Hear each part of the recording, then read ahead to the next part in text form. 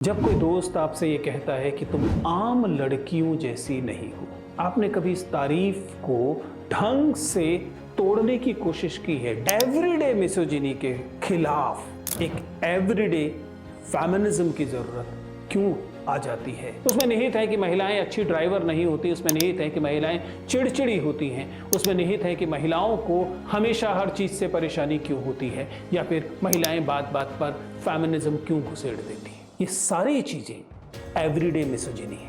जब स्त्रियों से अपेक्षित होता है कि वे लगातार ऐसा व्यवहार करेंगी जिसमें कि वे कोई स्ट्रॉन्ग ओपिनियन नहीं देंगी, वे हाँ हाँ ठीक है कर दूंगी इसी भाव में रहेंगी, या फिर जब वो ऐसा कोई व्यवहार करेंगी जिस व्यवहार को लेकर सामने वाला व्यक्ति कहेगा, oh you are reacting too emotionally, Oh, you are reacting too emotionally. और you are reacting too aggressive. अगर कोई समझदार स्त्री इस पर सवाल उठा दे तो आप कहेंगे she is being too touchy, she is not being too touchy, she is calling out misogyny, and this is what is important. कैसे रोजमर्रा तौर पर इन स्त्रियों को चुप रहना सिखाया जाता है।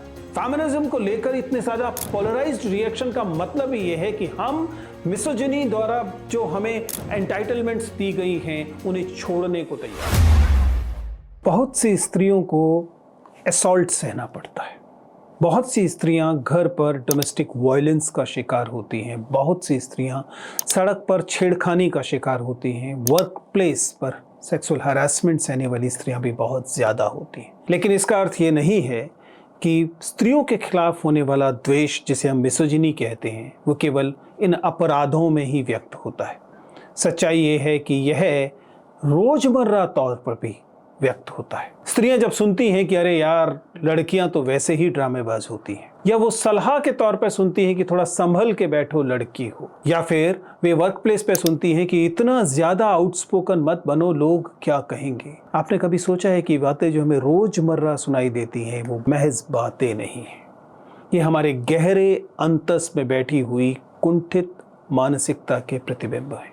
ये शायद बहुत बड़ी बातें न लगती हों आपको, लेकिन जब हर दिन हर मोड़ पर यही सुनाई दे तो वो एक सिस्टम की गूंज बन जाती है।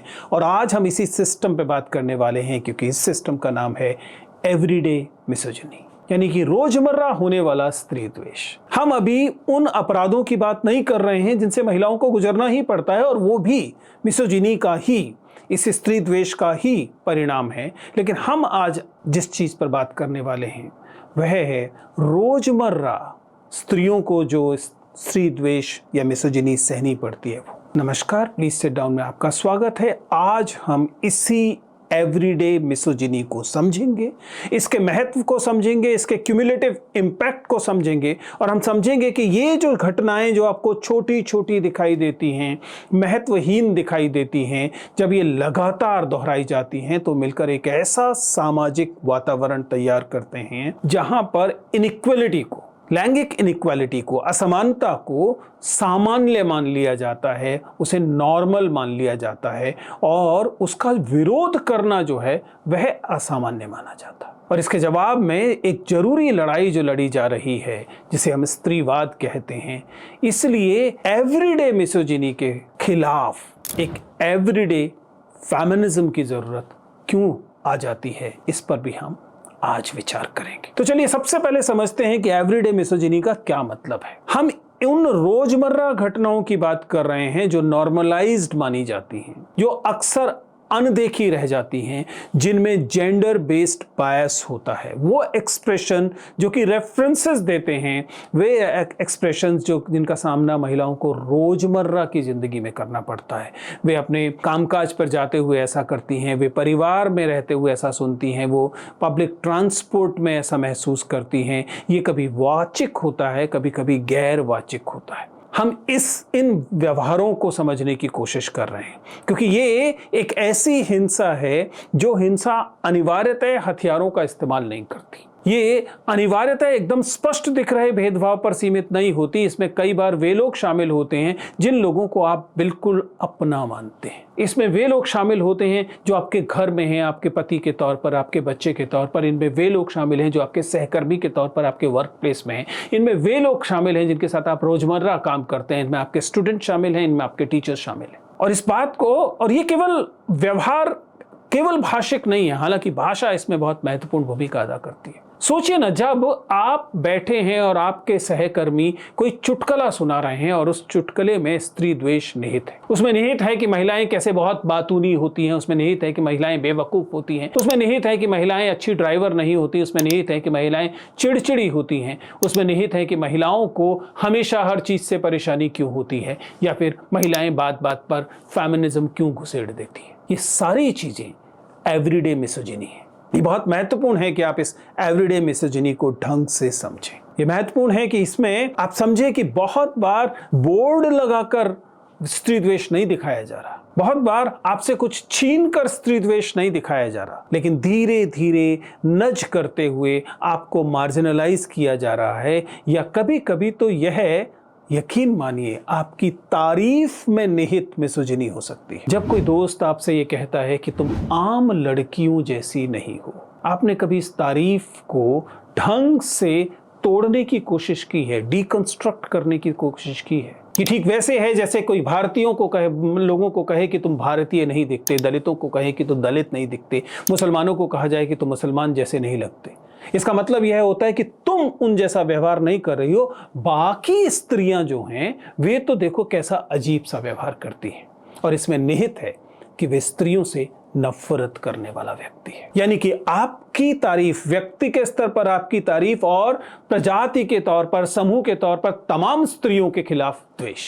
तो कैसे तारीफ में निहित हो सकती है एवरीडे मिसोजिनी? अक्सर एवरीडे मिसोजिनी को कमतर समझा जाता है क्योंकि ये मजाक लगती है, ये मसाला लगती है, कई बार ये मौन लगती है। लेकिन कब अगर एक बार कोई लड़की से टोक दे, क्योंकि समझिए मूलतः क्या व्यवहार है, मूलतः ये कहा जा रहा है कि लड़कियों से एक पर्टिकुलर तरीके का व्यवहार अपेक्षित है, और जैसे ही कोई स्त्री उससे भिन्न व्यवहार करती है, जो तमाम सत्ता संरचना है वो असहज हो जाती है। और इसीलिए इसके खिलाफ एक एवरीडे फेमिनिज्म की जरूरत पड़ती है। यानी कि अगर आप किसी सिक्योरिटी गार्ड से पूछिए कि उसकी ट्रेनिंग में क्या होता है, सिक्योरिटी गार्ड आपको बताएगा कि ट्रेनिंग ये कहती है कि सुरक्षा की मांग है, जिसका कहा जाता है कि रोको टोको। यानी कि एक संतरी जो कि दरवाजे पे खड़ा है, उसके आसपास कोई व्यक्ति दिखाई दे रहा है तो उसकी जिम्मेदारी है कि वो उसे रोके, क्योंकि वो एक सिक्योरिटी थ्रेट हो सकता है। बिल्कुल यही एवरीडे फेमिनिज्म की भी मांग है कि जब आप कुछ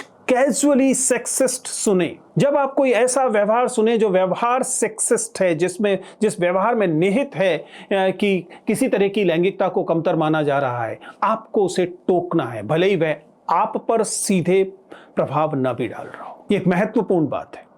आप मुस्कुराकर उसे इग्नोर नहीं कर सकते, क्योंकि जब आप मुस्कुराकर इग्नोर करते हैं तो वो रीइंफोर्स होता है। असल जिंदगी में स्त्रियों को लगातार ऐसा व्यवहार सहना होता है जिसे माइक्रो एग्रेशन कहा जाता है। आपका बॉस, आपका सहकर्मी, आपके साथ काम करने का वाला कोई व्यक्ति आपके प्रस्ताव पर एक भ्रुकुटी चढ़ाकर आपकी तरफ देखता है, जिसमें निहित होता है क्या सच में?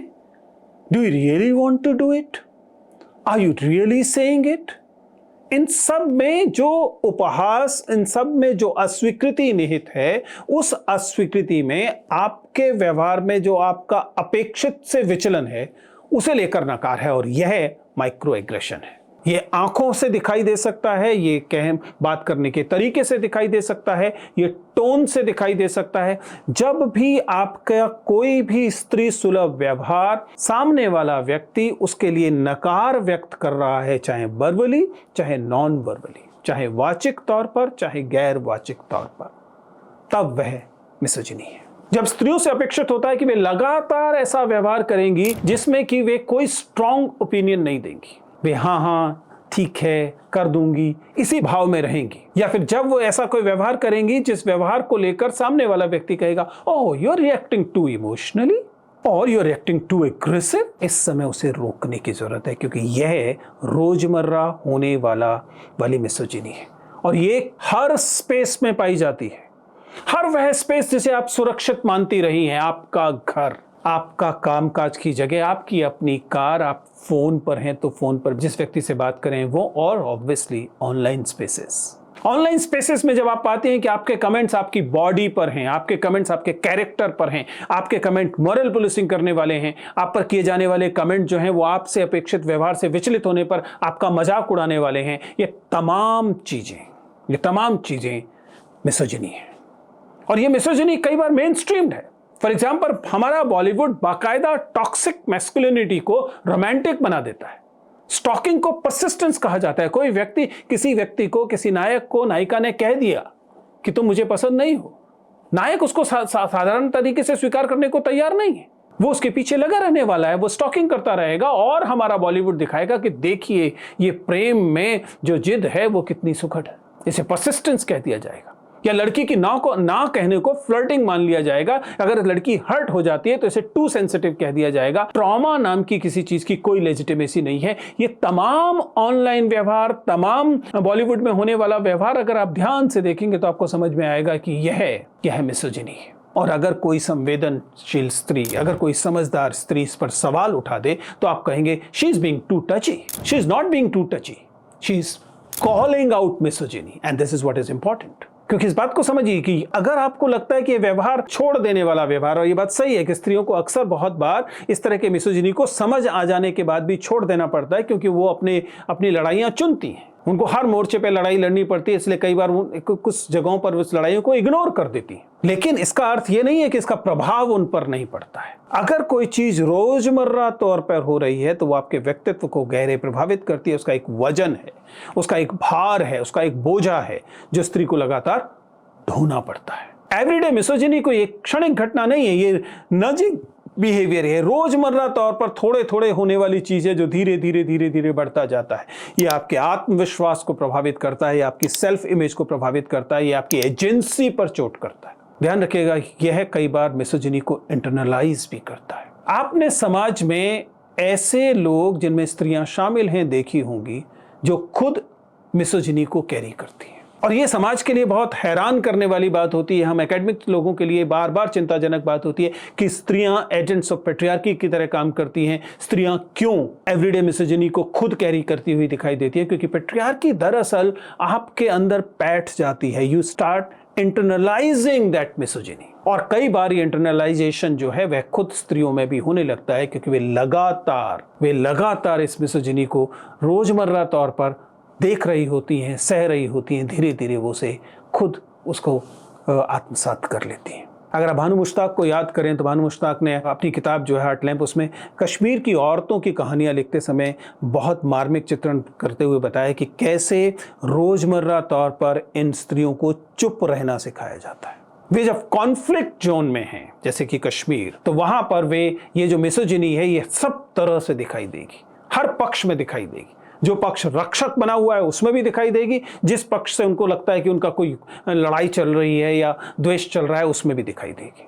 ये वही चीज है जो पॉलिटिकल स्पेसेस में, कॉन्फ्लिक्ट के स्पेसेस में स्त्रियों से उम्मीद करती है कि वे चुप रहें।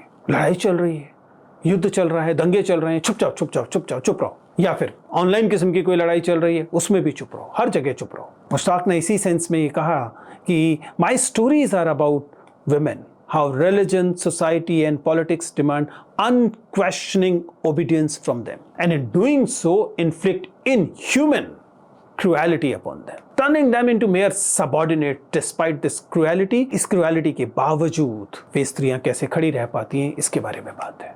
सच्चाई ये है कि हमें एवरीडे मिसोजिनी को सबसे पहले स्वीकार करना शुरू करना चाहिए। हमारे व्यवहारों में हो सकती है, हमारे वातावरण में हो सकती है, और इसलिए प्रैक्टिस के तौर पर एवरीडे फेमिनिज्म की जरूरत पड़ती है। फेमिनिज्म एक प्रोसेस है, फेमिनिज्म एक लगातार चल रही लड़ाई है। फेमिनिज्म वह चीज है जो सेक्सिस्ट जोकों पर आप रोक लगाने को कहेंगे। जब आप अपने मेल फ्रेंड से पूछेंगी कि आपने कभी सोचा है कि आपका जो कमेंट है, जो अभी आपने बोला, वो सेक्सिस्ट है। जब आप किसी महिला को अपनी पूरी बात नहीं रखने देते हैं और उससे पहले काटते हैं, ये एंटाइटलमेंट आप में आता कहां से? ये आपके अंदर बैठी हुई मिसोजिनी से आता है। आप उसे पूरी बात नहीं करने देना चाहते हैं क्योंकि आपको लगता है कि you are entitled to stop.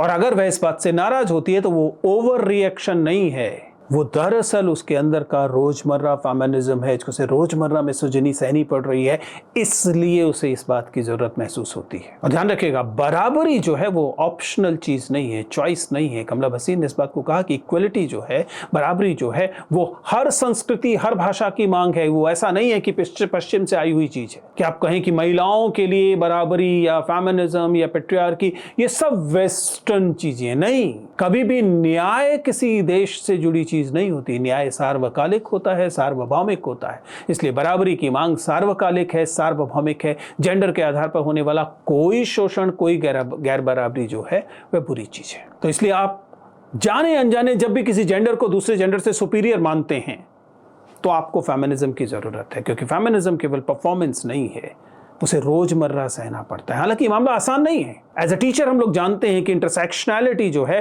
वो ऐसे ग्रे एरियाज को पैदा करती है जहां पे फेमिनिज्म समझना थोड़ा सा और न्यूएंस्ड हो जाएगा, बहुत सूक्ष्म हो जाएगा। क्योंकि मिसोजिनी सिर्फ जेंडर बेस्ड नहीं है ना, मिसोजिनी और ज्यादा गहरी हो जाती है जब उसके साथ कास्ट जुड़ जाती है, जब क्लास जुड़ जाती है, सेक्सुअलिटी जुड़ जाती है, रिलीजन जुड़ जाता है। क्योंकि उसके साथ जब इंटरसेक्शन होता है जेंडर का, तब स्त्रियां जो हैं वे दोहरे तिहरे वंचन से का शिकार होना शुरू हो जाती है। एक दलित महिला के अनुभव एक अर्बन अपर क्लास महिला से, अपर कास्ट महिला से भिन्न होते हैं। पर इसका मतलब ये नहीं है कि इन दोनों में बराबरी के बिंदु नहीं है। स्त्री जेंडर के आधार पर दोनों को अलग अलग पैमाने पर शोषण सहना पड़ता है। फेमिनिज्म का मतलब ये थोड़े ना है कि हर महिला एम्पावर्ड है या हर महिला बराबर तरीके से एम्पावर्ड है या बराबर मात्रा में एम्पावर्ड है। कहीं किसी की एजेंसी कॉम्प्रोमाइज है, कहीं किसी की, और यही महत्वपूर्ण है। इसलिए फेमिनिज्म का काम है डिस्कम्फर्ट को सरवाइव करना और अनलर्निंग को एक्सेप्ट करना। और ये सामाजिक तौर पर व्यक्त होना चाहिए, ऑनलाइन भी होना चाहिए, ऑफलाइन भी होना चाहिए। फेमिनिज्म को लेकर इतने ज्यादा पोलराइज्ड रिएक्शन का मतलब ही यह है कि हम मिसोजिनी द्वारा जो हमें एंटाइटलमेंट्स दी गई हैं उन्हें छोड़ने को तैयार नहीं है।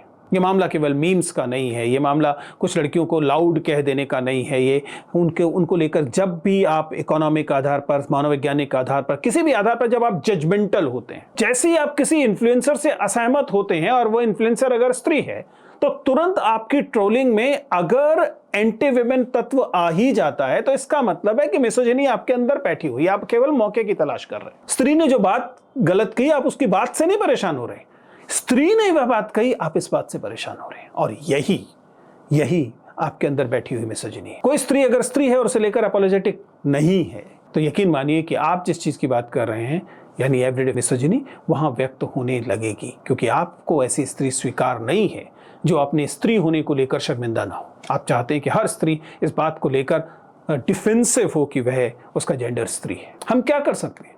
बहुत आसान सी बात है, अपने प्रिविलेजेस को पहचानिए, जेंडर से मिले हुए प्रिविलेजेस को पहचानिए और इस बात को स्वीकार कीजिए कि अगर आप खासतौर से प्रिविलेज जेंडर से हैं, अगर आप पुरुष हैं, तो इस बात की पूरी संभावना है कि समाज ने आपको तैयार करते समय आपके अंदर मिसोजिनी डाल दी थी। जब तक आप कॉन्शियसली उसे अपने अंदर से नहीं निकालेंगे, नहीं निकाल पाएंगे। और ये शुरुआत होगी इस बात से जब आप इसे स्वीकार करना शुरू करेंगे कि हाँ, इस बात की संभावना है कि आपके अंदर वो मिसोजिनी बैठी हुई है और जब उसे मौका मिलता है वो व्यक्त हो जाती है। इसलिए फेमिनिज्म आपसे मांग करता है, खासतौर से अगर आप पुरुष हैं, कि प्लीज एलाय बनिए। अगर आप पुरुष हैं और फेमिनिज्म के एलाय हैं, उसके सहयोगी हैं, तब भी आप गलतियां कर रहे होंगे, तब भी आपके अंदर की मिसोजिनी कभी कभी आ रही होगी, लेकिन आपका साथी फेमिनिस्ट व्यक्ति, पुरुष या स्त्री, वो उसे रोकेगा, टोकेगा तो आपको बुरा नहीं लगेगा।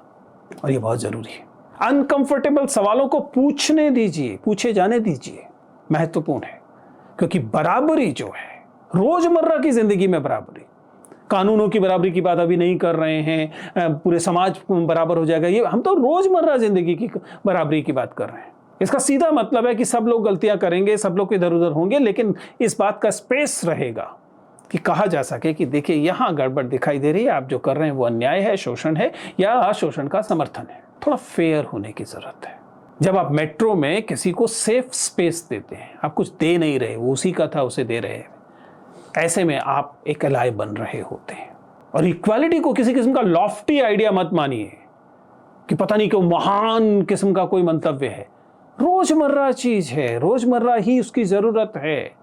ऐसी इक्वालिटी जो किसी 8 मार्च को मनाई जाएगी उसका कोई औचित्य नहीं। जो रोजमर्रा तौर पर हर दिन मनाई जाएगी वही वास्तविक बराबरी है। बराबरी के प्रति आपकी प्रतिबद्धता वहीं दिखाई देगी। इसलिए जब कोई आपका मजाक उड़ाए कि आजकल तुम बहुत फेमिनिस्ट हो गए हो, तब मुस्कुराइए, तब दिखाइए माइक्रो एग्रेशन और कहिए हाँ, फेमिनिस्ट होने की जरूरत भी है।